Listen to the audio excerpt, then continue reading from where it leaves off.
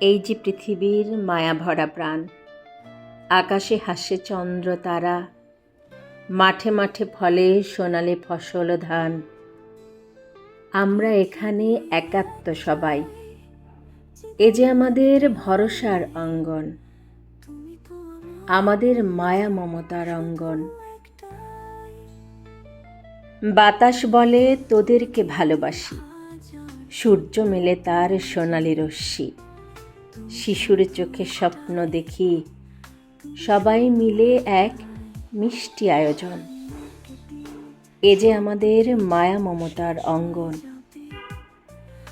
মেঘেরা নাচে, বৃষ্টি গায় গান, পাখির ডাকে জেগে ওঠে প্রাণ। হৃদয়ে বাজে মানবতার বাণী, এ যে আমাদের পবিত্র কানন, আমাদের মায়া মমতার অঙ্গন। তুমি আমি সবাই আসি, স্বপ্ন তবুও জাগে রাশি রাশি। একটু ভালোবাসা, একটু মায়া, পেতে চায় সবার মন। এ যে আমাদের মায়া মমতার অঙ্গন। ভাইদের মুখে গল্প ফোটে, বোনদের কথার ফুলকি ছোটে। মনের কষ্ট যত হারিয়ে যায়, সবাইকে দেখে অতি আপন, আমাদের মায়া মমতার অঙ্গন। এখানে নেই হিংসার দেশ, সবাই মিলেমিশে সৌহার্দ্য পরিবেশ।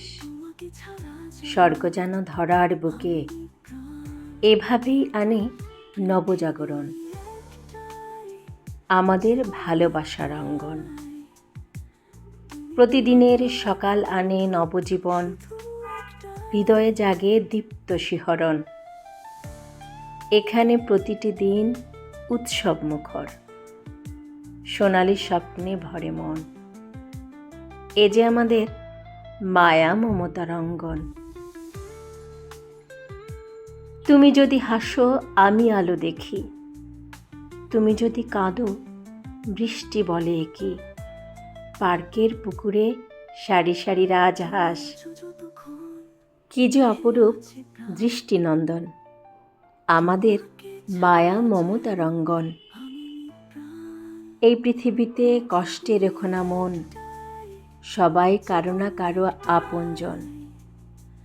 আসো একসাথে মিলেমিশে থাকি, একদিন ফুটবেই প্রিয় ফুল রঙ্গন। যেখানে আমাদের মায়া মমতার অঙ্গন, এ যে আমাদের ভরসার অঙ্গন, আমাদের মায়া মমতার অঙ্গন।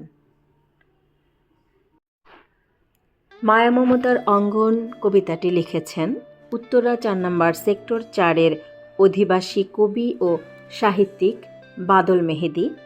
কবিতাটি পাঠ করলাম আমি 4 নম্বর সেক্টর অধিবাসী সঞ্জিদা খন্দকার শম্পা।